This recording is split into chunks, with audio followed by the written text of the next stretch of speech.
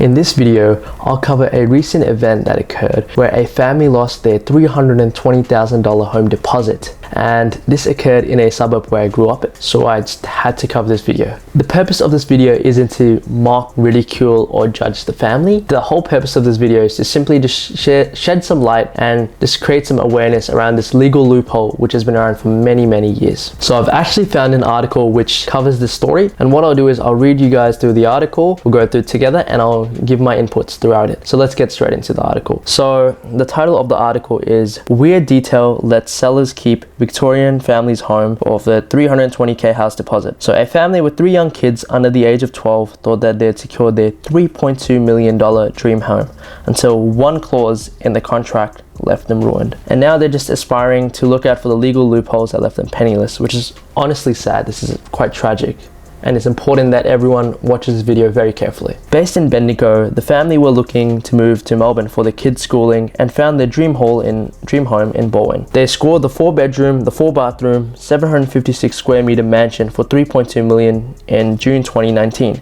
and they were meant to settle on the property in December that year. It's quite a big house. It's quite amazing. Obviously, 320k deposit, that's huge in itself, but the house they were going to buy was very expensive. But now, exactly 2 years later, the Guides have no savings to their names, live in a very tiny house, and have had to lie to their children about this sudden change in fortune. It was a tough time. It was like a minus in a bank account. We used all our credit cards and we were in overdraft. It all started when Mr. Gaid noticed something weird in the contract. Mr. Gaid originally came from Egypt. He moved to Australia 10 years ago, so it's not like he's someone new. He sort of knows how Australia works. He's been here for some time. So let's keep continuing. And that's incidentally when he started to save money to buy their dream house, and they've been saving for 10 years. Imagine, the pain or the sadness of losing your deposit. Been working for it for 10 years. This is very important. They eventually nabbed a home in Bendigo in regional Victoria. Once Mr. Gay got his health business accredited and his wife finished her medical exams to become a qualified psychiatrist, they were able to refinance their home. They used their life savings and equity from this home to get together the 320k down payment for the new purchase.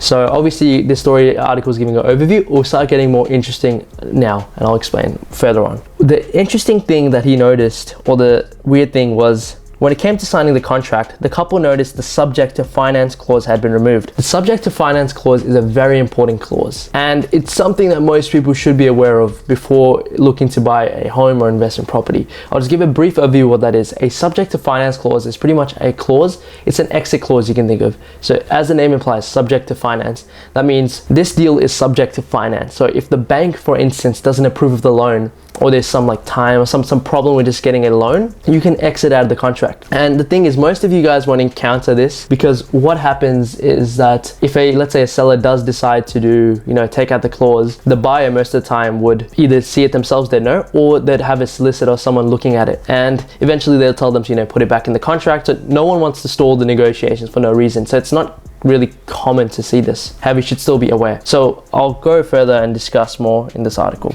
So it's an important clause in a standard home contract which gives the buyers the legal right to dip out if their bank won't approve the loan. Yeah, exactly like I mentioned. It's just an exit clause if the bank doesn't provide you the loan. And it was a bit weird when they removed the subject to finance clause. Mr. Buyer recalled, "We wanted the house, of course. We had got emotionally attached to the house. We liked it." This is a big sort of red flag when it comes to this, like even investing in general, philosophy, not even real estate, just getting emotionally invested. Obviously you can see as your house, it's the dream house, it's a place where you can live, it's not an investment, but anything expensive, especially like that, it's an asset, regardless, if it's still an asset. A $3.2 million asset. So you got to take a bit more careful consideration. You got to be interested in your negotiations, not be plain out disrespectful. But if you're overly, attached or emotional, that will cloud your judgment, and the real estate agent and even the seller can notice that, and then they can sort of put you in situations where you don't want to be. Mr. Gaid also felt pressured into signing the contract with the revised conditions because the real estate agent told them there were other potential buyers waiting in the wings. This is a trick that the real estate agents often pull. Obviously, Bowen, I've been there, I know the area, there's limited stock on the market, but still 3.2 million, there'd be very few buyers still for that, even though there's a high demand and limited stock. But these are like real estate tactics 101. They're pressuring to buy the house. They're trying to get you to sell. It's like any salesman, they're trying to, use scarcity against you. So you gotta be careful with that. So he later said, "I was worried that they would sell the house to someone else. The agents have great sell techniques. They sell 10 houses a month. I buy one house every 10 years. Fair enough. So the couple signed the contract. Everything was in order if they insisted on removing the clause. We thought we could manage. We were not planning to withdraw. Now this is quite weird, because normally most people have that clause, like the subject to finance clause. It's like I mentioned before, like the buyer most of the time knows this, or if they go to a solicitor or conveyancer, they'll pick it out and be like, do you have a pre-approval or something, anything, but don't do it. It's an exit clause. But yeah, so no one would normally just leave it out of the contract, but they were implying that, which is very strange. Let's continue on. It will be far from our thinking that there could be a legal loophole like this in Australia. That's the problem. Like, you got to, you don't have to rely on the system. You just got to be educated and ignorant. Like I said, not bashing the family here. Just simply make an observation that, it's your finance, it's your own money. The government isn't your friend or family necessarily all the time. They're just governing the country. So you got to keep a lookout for this. So I'll scroll down. So yep, this is the property sale history. So yep, it was listed in 2019, 2014, that price. So you can see the rapid uphill in the price. It's quite insane. Morwen's a good area to invest in. So let's continue going. Mr. Gaid had to put his household income into a loan calculator and assumed he would be eligible for the same type of loan he had used to purchase his first home, a 90% doctor's scheme loan, which allows medical professions to borrow up to 90% of the value of the home without having to pay lender's mortgage insurance. I hope you can see the issue in that. I understand the confidence where he used an online calculator. It's because he previously bought a home through the same loan scheme of the 90% medical professional method. But please do not just, go on an online calculator. Please consult with someone, even the lender directly, like the bank. Like, it would be best case interest to contact a mortgage broker or a couple, just so you can get access to a lot of other banks rather than just one lender in particular. So that's the thing, assumptions. You don't want to do assumptions in this sort of area. Like, it's either you know or you don't know. That means you can find more info to make a actionable, credible decision. Because if you go in like this, where your assumptions, you can, cost a lot, in big trouble, as it is in this case. But after the contract was signed, he got some bad news. The bank had a $2 million threshold for its doctor scheme, which he had never heard of before. This is exactly why you consult with someone before signing a contract, especially with such a legal obligation, and then, being forced to give the deposit. It's very important to consult with a professional. Hence why I keep saying, just don't watch my videos or some other YouTubers. Yes, take the advice, learn from it and get the knowledge, but then actually see a professional, because it may not be exactly like it seems on the internet and stuff. It's completely different. It's like the theory may be different completely from the practical. That's what I'm trying to gauge at. This could have been avoided if the Mr. Gaid, or let's say someone like yourself, would have contacted the lender. If you're very interested with this bank, just contact them. I get this, obviously pre-approval would be good, just so you can nab these sort of deals quickly, because the bank has allowed you this XYZ finances. But even without a pre-approval, if he spoke with maybe someone in the loan department, they would have explained, sorry sir, we have a $2 million threshold with the loan scheme you're trying to involve, and that would have cleared up everything. Something like basic due diligence like that, asking, is this okay? That we've cleared up everything. So let's continue on. So instead of being able to receive 90% of the home loan from the bank, the Gaids could only get 85%. At this moment, we became very stressed and sought every avenue to arrange additional 5%. And the 5%, obviously, in most houses that we'd get, maybe 700,000, 900,000, 5% isn't necessarily too big. But for these guys, 5% was 160K. To liquidate 160K really quickly is very, very, very hard, as I assume. Especially these guys, they've obviously worked their way up. But even then, selling stock or some business, it still takes time. You can't just sell it that quickly. So yeah, they needed 160K on the stamp duty as well. So that's pretty much another 320K. Not too good, as you can see, to be a situation in. So he tried selling his part of stake in the company he owned, and then he tried selling his family's Bendigo home. However, both sales could not be done in time. Like I alluded, it's hard to sell something that quick. So he asked the real estate agent to discuss with the vendor if he could pay the 90% and could pay back the 5%. So they declined, he added. Well, it's not, I can understand you may be saying, there's two sides of the fence here. The seller has no obligation to help the buyer because the buyer signed the contract. But if it comes to an ethical thing, where the seller could have proposed a deal like this, like vendor finance, and there's a lot of things like that, could have done something like that. But it's, he doesn't have to do this. But as Mr. Guy signed the contract, and the vendor declined. The deal lapsed and the vendor took Mr. Guy's $320,000 deposit as they were entitled by the law. That's the law. It's just the law. That's why you got to be very, very careful signing such contracts, because they can be your downfall, especially with such big assets. So I'll continue on. Let's go down. It's a good house. You can see it's very clean, very beautiful. We had great aspirations and dreams, Mr. Guy had said. Now we're moving in a different direction where we're trying to save our livelihoods. We've lost all our savings before lockdowns and the pandemic. During the pandemic, of course, the business slowed down significantly. The poor family, unfortunately, went not like they just lost their savings. You could say, okay, you know, everything's all right, but the pandemic came as well, and it affected their business and just practices in general. So like the average like revenue in the home they're bringing back in the house is just low, and they have no like emergency fund or saving. We saved nothing still during those lockdowns. We couldn't save anything. If you want to punish me for wasting the vendor's time, at least make it proportionate. Don't take all my savings, he pointed out. Fair enough, but it's the same question with the contract. But ethics doesn't apply to this. I understand, you know, what if maybe if it was someone like us or something, we would have given like, okay, you know, like take like 80% of your thing back, take like most of it. But this is the world we're in, and you got to be careful. To date, the vendors haven't resold after Mr. Geard's deal fell through. So they haven't sold as well. Why would they? They've got, you know, 320k. Who knows, like they just got a free 320k after tax. I just want you to imagine how significant that is. Your blood, sweat and tear money, 320k. That's almost like 500k before tax, if not more. That's a lot of money. So please do your due diligence, and I'll suggest what Mr. Guy could have done to prevent this just towards the end. Let's keep going.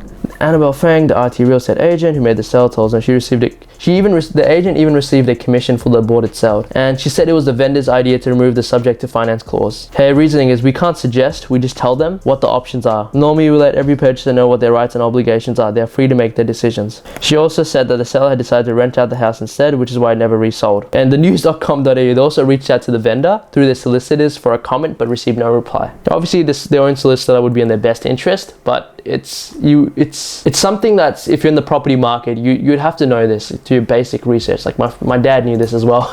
That's shocking, but it's something you should have pointed out. But it won't come up in contracts. Like it will always be there, because no one wants to go through that stalling period. They just want to get over and done with. But this vendor decided no, they're not going to include it. So at this stage, the Gaid family are currently renting a small house in Melbourne. They have no idea if they'll ever manage to own a home in Melbourne after this setback. So that was quite a mindful. Like a lot of things happen. I don't know where to get started particularly, but I'll just go through a couple of my dot points to see what we have. The main red flag that I've got to say that any of you better not do is show emotional investment. Emotional investment in anything, whether that be like the real estate, the stock market, will lead to your downfall. And people like real estate agents and vendors, they can pick that up. I would not be surprised, I'm saying this, that the vendor decided to take a chance at such a thing, because the subject to finance clause being removed most of the time is quite unusual, because like I said, the stalling period happens, and why stall for no reason? So it's very bad to go in a property looking to, you know, I'm going to get this one exclusively, because you go in a scarcity mindset and they pick it up. And that's what she did with the sale. She's like, oh, you know, there's like 38 or whatever people waiting to buy this property. So she pressured him into the sale, and he should have, honestly, if he was deciding to buy, at least consult with the bank. Now I'll go to like the steps he could have done to avoid all of this, as I assume most of you guys won't face this issue if you just do your due diligence and speak to like professionals. Like if you're not sure, you don't know, that's all right, speak to professionals. The first way he could have avoided this is simply, like I mentioned in the video, is to visit the lender and speak to them directly. Because if he spoke to the lender, he just brought it up, he's like, hey, I'm looking to, you know, get a 90% LVR with a doctor's loan scheme. Is everything right to go? My finance, everything sorted? They'll be like, yep. Hold on. There's a $2 million limit, so you can't buy it. Like, you know, you can't borrow 320k. Like, it could have been resolved like that. And he didn't even have to go in a branch. He could have called the bank, because an online calculator is just too basic, because there's so many factors, as you can assume. You're trying to buy something so expensive. The bank considers so many things. But I understand he was, you know, under the assumption he bought his previous house the same way, so it'll be good. But you don't want to take assumptions. You'd speak with a professional. Like a mortgage broker won't cost you. And that's my second point. If you don't want to speak with the lender, like, because I prefer you to speak with mortgage brokers, just so you have a variety of access to other lenders rather than just one, because you may get a better deal elsewhere. Because some lenders, if you don't know, they can offer 100% LVR. They can pay the whole thing. You have to pay no deposit. Sometimes even 105% LVR if you're like a doctor. Some professions like that, like a neurologist, cardiologist, things of that nature. Like these medical professionals, they have amazing loans. So he could have done that, but he waited till the end moment. Or another thing could have been a pre-approval from the bank. They could have looked at everything and boom, stopped it right there. No, this is all you can borrow. And he would have been like, okay, I can't borrow this much, let me find something else. Another point besides that is just to consult with a conveyancer or a solicitor. What I assume you guys would do, a lot of sort of people who go into this space, they would consult a sort of solicitor, a conveyancer. They'd show them the contract, make sure there's anything funny, make sure it's all good. Because after you sign that contract, you're liable for whatever happens because you signed that contract. The best thing he could have done, you could just shown it to a solicitor rather than just sign it on the spot, which was very silly. You're trying to buy a 3.2 million asset. Like I said, I'm not bashing them again, but if you're buying something very expensive, you're being pressured to sign on the spot. You should avoid it at all costs, but they're emotionally invested. Still, regardless, I forgot, ignore the lender, ignore the mortgage broker, getting a contract reviewed by some legal or law professional would have fixed or solved this issue, and we would have been in this case. And it's quite surprising, you may think, in Australia, a country like this, something like this could happen, like Mr. Gaid was alluding. But these are just the laws. Sometimes you got to be careful, because if he took those actionary steps, those sort of due diligence steps, he would not be in this case. So this is very unfortunate, but I hope this situation has shed some light into the legal loophole of the subject to finance. Most of you guys will not run into this because, like I said, the stalling process occurs. Why stall? But if you do, please consult with a professional. Always get your contract reviewed. I hope this video shed some light and awareness to this tragic incident that happened to this family. Australian family, been working hard for a long time. Such a bad crisis, and there's nothing you can do to intervene. It's quite disheartening. I hope this video showed you the realms or the dangers of not consulting with professionals, and sort of allows you to open your mind up to doing this. Just because someone else doesn't do it. Because this wasn't he was a very smart man. He was a doctor, he owned businesses. So he wasn't just any other person. So it can happen to the best of us. So my best advice to wrap up this video is to consult with professional. If you enjoyed this video, please make sure to hit like and hit subscribe. I cover videos such as this, and also videos that are not so pleasant like this one. But we must discuss this to avoid this happening. Thank you for watching. Goodbye.